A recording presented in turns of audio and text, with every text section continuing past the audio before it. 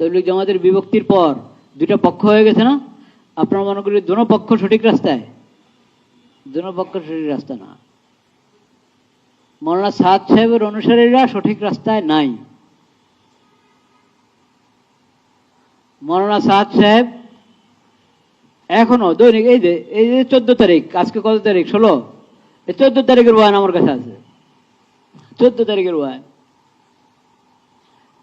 বেচারা যখনই কোনো ইজতেমাতে বয়ান করে বা নিজামুদ্দিন মেম্বারে বয়ান করে, অফিসের হেদায়েত বা রওয়ানিগির হেদায়েত বয়ান করা শুরু করলেই বেচারা কোনো নতুন হাদিস বানায় ফেলে, নতুবা একটা হাদিসের বিকৃতি ঘটায়, হ্যাঁ, নতুবা কোনো আয়াতের মধ্যে বিকৃতি ঘটায়, নতুবা কোনো বেদাতকে সুন্নত আখ্যা দেয়, হ্যাঁ, নতুন নতুন বিষয় আবিষ্কার করে ওটাকে সুন্নত নাম দেয়, কোনো না কোনো গন্ডগোল করেই বয়ানের মধ্যে।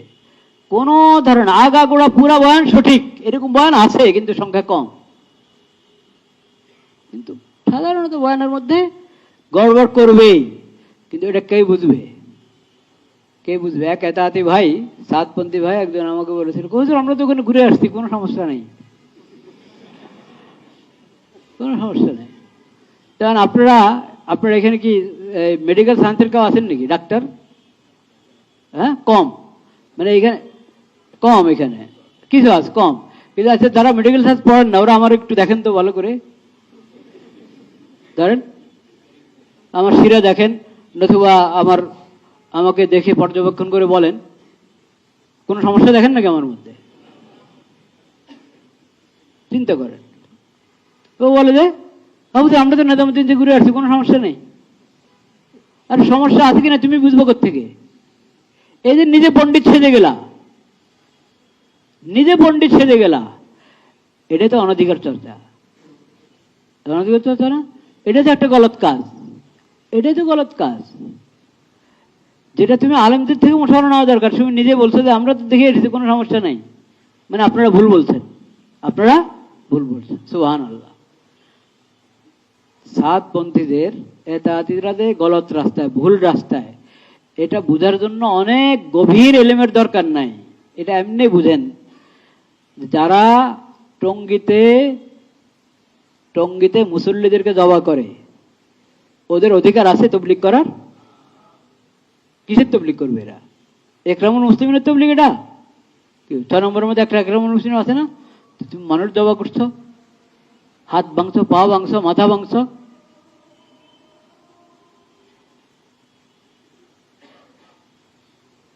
বলেন কি হলো তাহলে? এটা একটা উদাহরণ, এবং এটাকে এই ঘটনা একবার করলো না একাধিকবার করলো? একাধিকবার ঘটেছে। দ্বিতীয় কথা শুনেন, দেশে অনেক বড় বড় মাদ্রাসা যেগুলোতে বাইরের ছাত্ররা পড়তে আসে, বাইরের থেকেও ফতুয়া আসে, ইস্তেফতা মানে ফতুয়া চায়, ফতুয়া তলব করে। এ দেশের এরকম দারুল ইফতা আছে, বাইরের ওলামায়ে কেরাম, বাইরের মুফতিরাও ফতুয়া তলব করে ওখানে। ওই ধরনের প্রতিষ্ঠানের চারপাশে তবলিগ জামাতের লোকেরা আছে না? বিভক্তির পরে ওখানে এতাতিরা আছে না, সাতপন্থীরা আছে না? তো ওরা কি করে? এরা এই প্রতিষ্ঠানগুলোকে, এই ফতুয়া বিভাগগুলোকে, এই বড় বড় মাদ্রাসাগুলোকে বুড়ি আঙ্গুল দেখায়। আপনারা বুঝেন না, আমরা বুঝি। আপনারা বুঝেন না, আমরা বুঝি। পুরো দেশের ওলামায়ে কেরাম একদিকে, ওনারা কি আরেকদিকে। মৌলানা সাদ এদেরকে কোনো সময় নসিহত করছে, আরে আমরা হিন্দুস্তানে আসি, তোমাদের দেশে দেখি সব আলেমরা কি একদিকে, তোমরা ওনাদের সঙ্গে থাকো, ওনাদের বিপক্ষে যাও না, খবরদার। বলেছে সাদ সাহেব? কেন বলে না? এটা বলা জরুরি ছিল কিনা সাদ সাহেবের?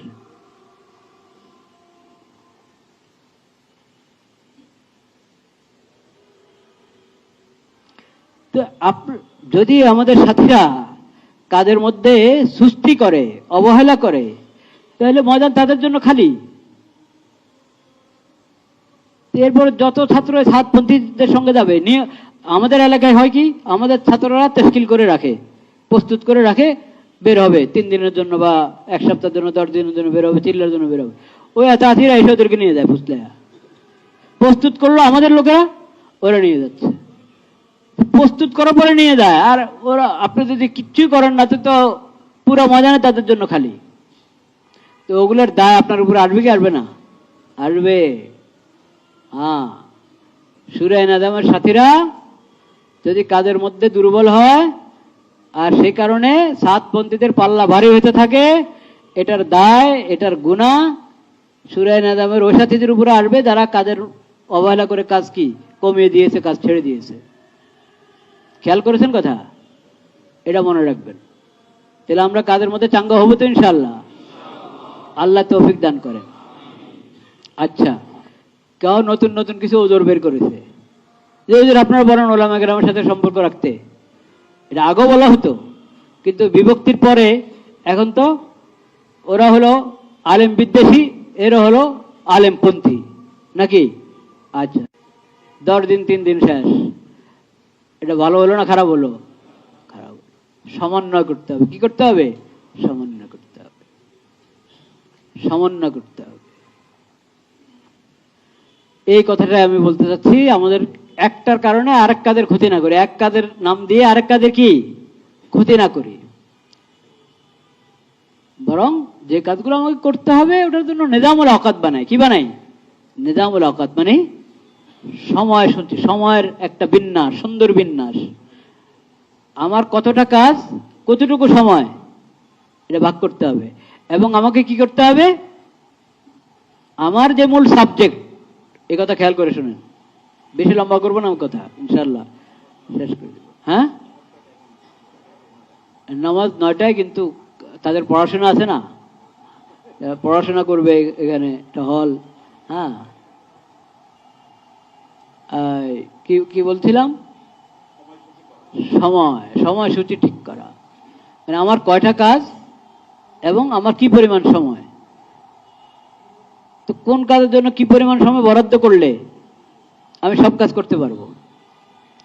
সব কাজ তার প্রতিদিন থাকে না, ওটা একটা ভাগ। কোন কাজ প্রতিদিনের, কোন কাজ সপ্তাহে 1 দিন 2 দিন, কোন কাজ ওইভাবে অভিজ্ঞ সাথী যারা, পুরানো সাথী যারা, তাদের সাথে পরামর্শ করে কি করব, ঠিক করব। আর সবচেয়ে বড়, সবচেয়ে বেশি প্রাধান্য দিতে হবে যেটা আমার সাবজেক্ট, ওটাকে। আমি ছাত্র, আমার পড়াশোনা হলো 1 নম্বর। পড়াশোনা কি? পড়াশোনার জন্য যে পরিমাণ সময় দেওয়া দরকার ওটা আমি দিচ্ছি কিনা। আমি যদি আমার ফলাফল ভালো হচ্ছে না, দেখা যায় কেন ফলাফল ভালো হচ্ছে না, তবলিগে যাওয়ার পরে, চিল্লা যাওয়ার পরে যদি আমার ফলাফল ভালো না হয়, তো এটার ভুল বার্তা যাবে না। অন্য ছাত্ররা কবি দেখছো এরা তবলিগ করে, চিল্লা লাগায়, ওদের তো ফলাফল ভালো নয়, পড়াশোনায় পিছু পড়ে যায়। আগে পড়াশোনায় ছেলেটা খুব ভালো ছিল, এখন দেখা যায় পড়াশোনা কি পিছনে, ভুল বার্তা গেল কিনা। তা আপনি 3 চিল্লা লাগায় তো আরো 3 জনকে ইয়ে করে দিলেন, চিল্লা থেকে বিমুখ করে দিলেন, আরো 10 জনকে চিল্লা থেকে বিমুখ করে দিলেন, এই তো কোনো ফায়দা নাই। চিল্লা লাগালেন ঠিক, কিন্তু অন্যদেরকে আপনি চিল্লা বিমুখ করে দিলেন। আপনি চিল্লার পর দেখেন, চিল্লার থেকে আসার পর আপনার দুনিয়ার কাজ, দিনের কাজ, সব দিক থেকে আপনাকে কি হতে হবে? চাঙ্গা হতে হবে। ক্লাসে উপস্থিতি সবার আগে, ক্লাসে উপস্থিতি সবার আগে যাবেন একবার পুরা ক্লাস শেষ করে। কোনোদিন কি নাই অনুপস্থিতি নাই, কোনোদিন কোনো অবস্থিতি নাই। এবং স্যারদের সাথে সুন্দর আচরণ, বিনয়ের আচরণ, আদব অন্যদের চেয়ে বেশি, আগের চেয়ে আরো কি বেশি।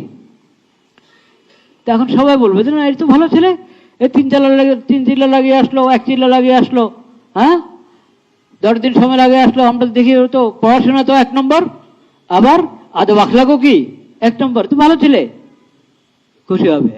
তো তুই চিল্লা দা, ওই যে তোর ওই সহপাঠী চিল্লা গেছে, তুই কি চিল্লা দা, তুই 10 দিন লাগায়, বলবে কি বলবে না? বলবে।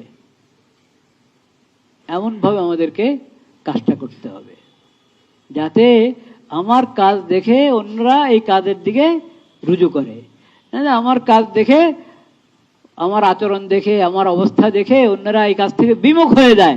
এইভাবে যদি আমি কাজ করি, তাহলে কাজ করার চেয়ে না করা ভালো। আল্লাহ সুন্দরভাবে করার তৌফিক দান করেন। পড়াশোনা আপনার আসল কাজ, ফলাফল সুন্দর করা না, শুধু আপনার সাবজেক্টে আপনাকে পণ্ডিত হতে হবে। আপনার সাবজেক্ট এত সুন্দর করে ভালোভাবে পড়তে হবে, আত্মস্থ করতে হবে, যাতে এই বিষয়ে আপনার অবদান রাখতে পারেন, সফলতার স্বাক্ষর রাখতে পারেন, বড় অবদান রাখতে পারেন। ওইভাবে আপনাকে পড়াশোনা করতে হবে। পড়াশোনা কোরবান করে চিল্লা না, এটা আমরা পক্ষে না, ওনারাও পক্ষে না। কি আপনারা কাকড়াওয়ালারা পক্ষে নাকি? ওনারা দেখেন, ওনাদের সাবজেক্টে কত পণ্ডিত। ওনারা তবলিগও করেছেন, ডাক্তারের মধ্যে 1 নম্বর।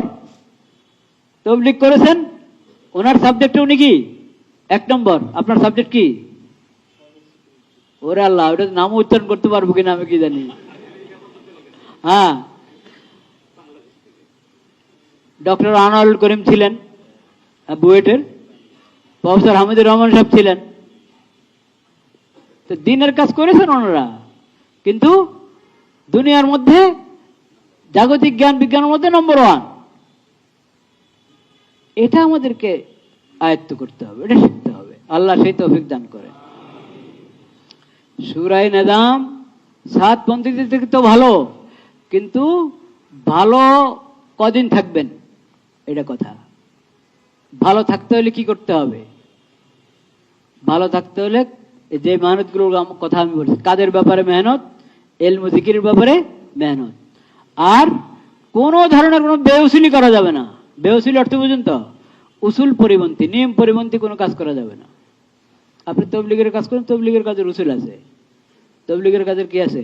উসুল আছে। মুশাওয়ারা ছাড়া কেন কাজ করব আমি? আমি হালকা জিম্মাদার হওয়া মানে কি আমি আধিপত্য বিস্তার করব নাকি? কাকরাইলে আমি অর্থ খরচ করি তো সেখানে হুকুমত চালাবো? নাউজুবিল্লাহ, না না। এই তবলিগ জামাতের মুরব্বীদের নিয়ম ছিল, অর্থ দিবা পিছনে থাকবা, অর্থ দিবা পিছনে থাকবা, মিম্বরে তোমার জায়গা নেই। অর্থের বলে মিম্বর, অর্থের বলে মাইক, এটা তবলিগের উসুলে নাই, বিলকুল নাই। অর্থ দিয়ে তুমি তবলিগে শুরু করতে দাও, পিছনে থাকো। আল্লাহর জন্য অর্থ দিচ্ছ, আল্লাহর জন্য ইখলাসের সাথে অর্থ দিয়েছে, এই জন্য তোমার মেহনত মাফ না। অর্থ দিচ্ছ চিল্লা মাফ, এগুলো নাই। বা আমি মেহনত বেশি করছি কাজের মধ্যে, এখন আমাকে হালকার জিম্মাদার বানিয়ে দেওয়া হয়েছে, আমি জিম্মাদার মানে সবার উপরে আক্রমণ করতে থাকবো, খারাপ ব্যবহার করতে থাকবো, আমার মত আমি চালাতে থাকবো মুশাওয়ারার বাইরে।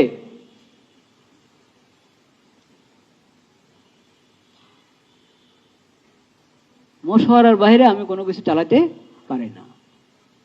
এবং মুশাওয়ারা নিয়মতান্ত্রিক হইতে হবে। মৌলানা সাদ সাহেবের তো অনেক সমস্যা, অনেক গুমরাহির কথা, গুমরাহির কাজ তার মধ্যে আছে, সাথে সাথে এটাও একটা মুশাওয়ারার প্রয়োজন মনে করে না। নাম তো আসতো মুশাওয়ারা। মুশাওয়ারা ঠিকই বৈজ্ঞানিক মুশাওয়ারা বড় হচ্ছে, কিন্তু বড় বড় যত পদক্ষেপ সব নিজের বাহাদুরি। নিয়মতান্ত্রিক মুশাওয়ারা, মুশাওয়ারার যে উসুল আছে, উসুল হিসাবে মুশাওয়ারা হইতে হবে, যথাযথ মুশাওয়ারা হইতে হবে। মুশাওয়ারার বাইরে যাবেন না ভাইরা আমার, মুশাওয়ারার বাইরে যাবেন না। এই কাজ ব্যক্তিকেন্দ্রিক না, এই কাজ ব্যক্তিকেন্দ্রিক না, এটা মনে রাখতে হবে। শেষ কথা, এরপরে ওই ডক্টর আব্দুর রহমান সাহেব স্যার, আমি তো ছাত্রদের সঙ্গে বলছি, স্যারদের জন্য আলাদা, আমি তো ছাত্র ভাইদের সঙ্গে বলছি। স্যাররা আছেন, কিন্তু স্যাররা তো স্যার। লা ইলাহা ইল্লাল্লাহ।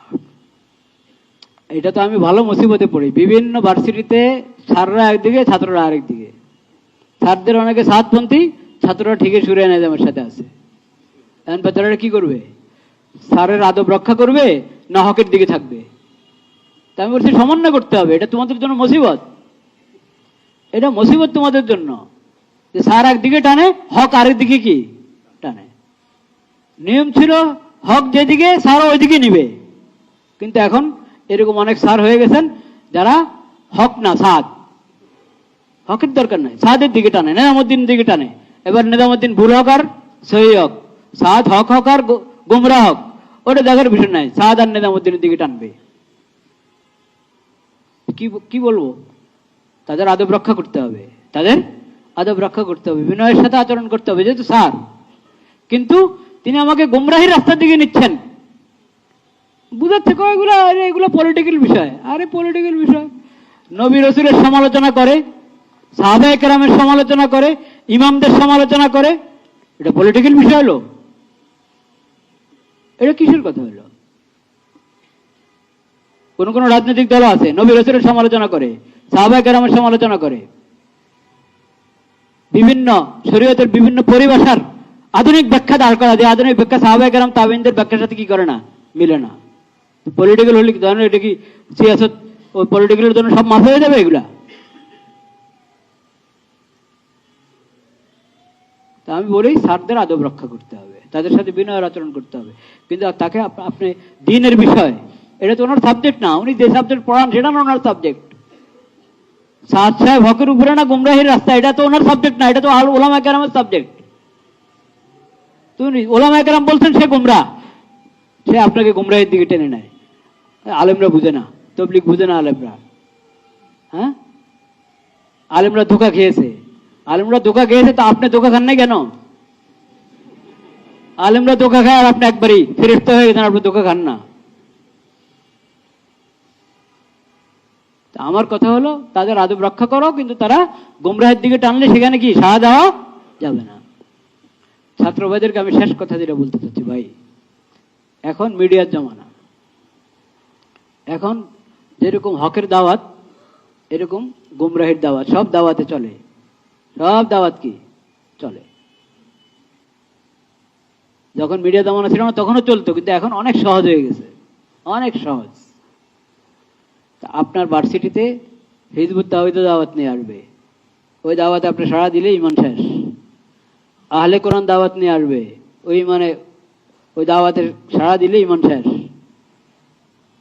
বুঝতে পেরেছেন? হাদিস অস্বীকারীরা দাওয়াত নিয়ে আসবে, ওটাতে সাড়া দিলে ইমান শেষ। কাদিয়ানীরা নিজেদেরকে আহমদি জামাত বলে, আরো মুসলিম শব্দ ব্যবহার করে নাউজুবিল্লাহ নামের মধ্যে, ওরা দাওয়াত নিয়ে আসবে, ওদের দাওয়াতে সাড়া দিলে ইমান শেষ, একবারে শেষ। কত দরবারওয়ালারা আছে, দিওয়ানবাগির একটা দরবার, আটরশির একটা দরবার, মাইজবন্ডারের একটা দরবার, এনায়েতপুরের একটা দরবার, এরকম অনেক দরবার আছে, আস্তানা আছে। এসব আস্তানা, এগুলো হলো ভণ্ড সুবিধার আস্তানা। এদের দাওয়াতে সাড়া দিলে ইমান শেষ। এর সব ইসলামের গণ্ডি থেকে বাইরে। কোয়ান্টাম মেথড, এই ধরনের অনেক মেথড আছে, আপনাকে একবারই মোরাকাবা ধ্যানের মধ্যে লাগিয়ে সুস্থ করে দিবে। এই মেথড ওয়ালাদের কোরআন হাদিসের সাথে ইসলামের সাথে কোনো সম্পর্ক নেই, ইমান আকীদা সব শেষ করে দিবে। এখানে সরাসরি যারা ইসলামের সাথে কোনো সম্পর্ক নেই, ইসলামের দুশমন, অমুসলিমদের থেকে আসবে দাওয়াত। আহলে কোরআনের পরিচয় কি জানেন? আহলে কোরআন কাদেরকে বলে? ও তো শুরুতে কি সে বলবে আহলে কোরআন, কেমন বুঝবেন?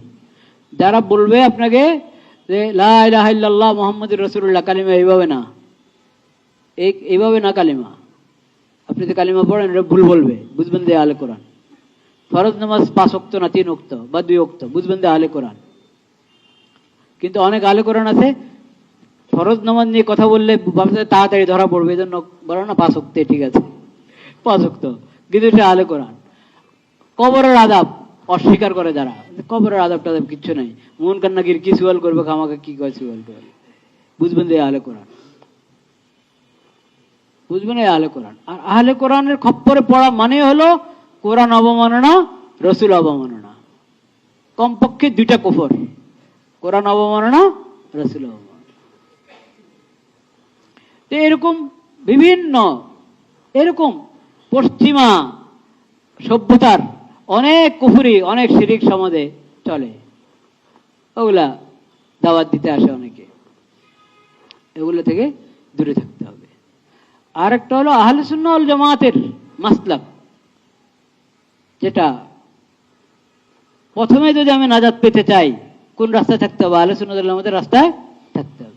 আহলে সুন্নাত ওয়াল জামাতের মাসলাক পরিপন্থী অনেক দাওয়াত আপনার কাছে আসবে, আপনাকে প্রান্তিকতার দিকে নিয়ে যাবে, এরকম দাওয়াতও আসবে। আপনার প্রান্তিকতার কোনো দাওয়াত গ্রহণ করবেন না। প্রান্তিকতা, প্রান্ত মানে বাড়াবাড়ি আর ছাড়াছাড়ি, এক প্রান্তে চলে যায় আর কি, ভারসাম্য রক্ষা করে না। বিভিন্ন প্রান্তিকতা মূলক মতামত, বক্তব্য আপনার কাছে নিয়ে আসবে। আমি স্পষ্ট করে বলছি আজকে, আমি চাই যে আমরা বুঝি বিষয়টা। কেউ আমাকে খারাপ বলবে, কেউ আমাকে গালি দিবে, সে অন্য কথা। এই মজলিসে কথা থাকতে পারে যে বলবো যে এই সমস্ত কথা বলতে আসছে এখানে, সেটাতে কিছু আসে যায় না। আমি যে কথাটা হক সেটা বলে যাচ্ছি। আহলে সুন্নাত ওয়াল জামাতের মাসলাকের বাহিরের দাওয়াত আপনি গ্রহণ করবেন না। আপনাকে সহি দিনটা বুঝতে হবে। কি 14 তারিখ কি না, ওটার শোনাবো না, মানে এরকম তো কত বয়ান। আমি বলছি মানে আমি যে এই ক্ষেত্রে আপডেট এ কথা শোনাচ্ছি আর কি। মানে একবারে 14 তারিখের বয়ান আমার কাছে আছে ওনার, উনি কি বলেন আমার খবর আছে। এনা যে আমি আন্দাজি বলি, নাউজুবিল্লাহ, আন্দাজি তো কোনো বিষয়ে আমি কথা বলি না। আল্লাহ রহমতে কোনো বিষয় আন্দাজি, আমি জাগতিক বিষয় যেটা জানি না আমি জানি না, দিনের বিষয় যেটা আমার জানে না আমি জানি না, লা আদরি, আমার খবর না, আমি জানি না ভাই। আমাদের মাদ্রাসায় ওখানে মানুষ যাবে ফতুয়া বিভাগে, আসে আমার কাছে, আজীব কথা।